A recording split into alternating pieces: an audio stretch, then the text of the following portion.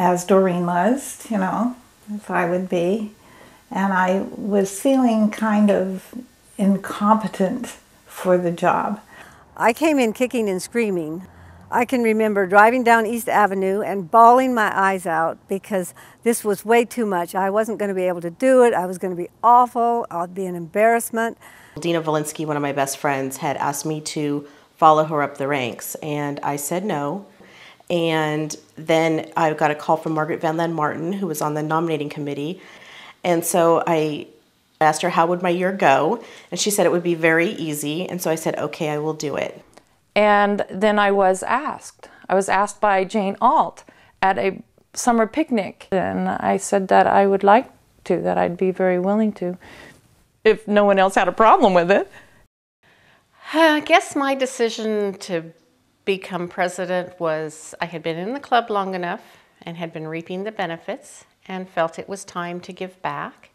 Timing was such that I could devote to being president, because it does take a lot of time, and it just fell into place. And I loved it. I just loved it after I was in it. And some of the fear had left me. Although, one day I got up there for the, you know how you say the pledge? Well, forgot the words. And that makes you feel so stupid. But it was a fun time, and everybody was so good to me. It's just a fulfillment that the challenge that you had, and that you were able to make it through, you know. And if you're asked to be president, for heaven's sakes, do it. Do it.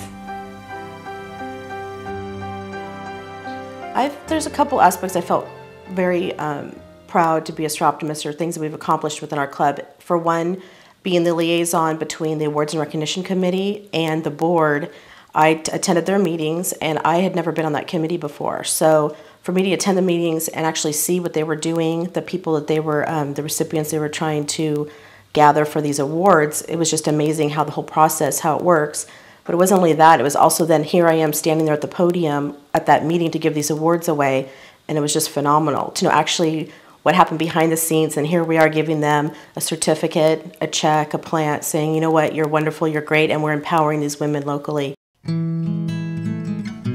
Well, the one thing that I really had a good time with is when I was president, I had a president's project, and I was into technology at that time, and computers were still fairly new.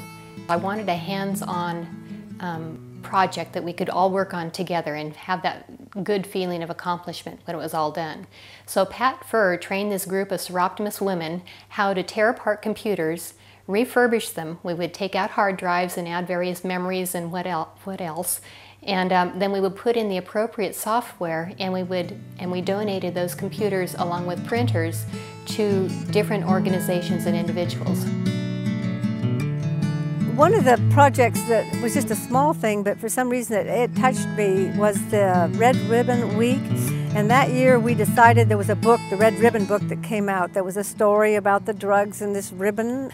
And so we set up a thing at the library where we went to the children's section of the library, scheduled our members to go, and we read this story to the children. And then we had this big thing of red ribbon, and in the story, the children took the ribbon and we went all around the library and up and around with this ribbon. And it was just, I just thought it was a really special project. I remember when our daughter Stacy was a kindergartner at Emma Wilson, and that's the year that Soroptimist started funding the Chico Library, the Chico branch of the library, for Saturdays, because Saturdays hadn't been open until that point. And Stacy, I was very proud of our club #1 for having stepped up to the plate and providing a service that our county really should have been doing, but it wasn't happening, so we were looking at the good of all the people. And then we had a big open house and a chain cutting unlocking for Soroptimist Saturdays at the Butte County Library.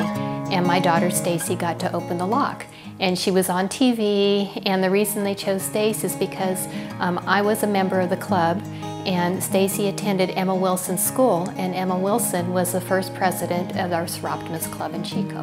So that was a very heartwarming experience for me, not only knowing that we're opening the library, but getting to participate in a kind of personal level.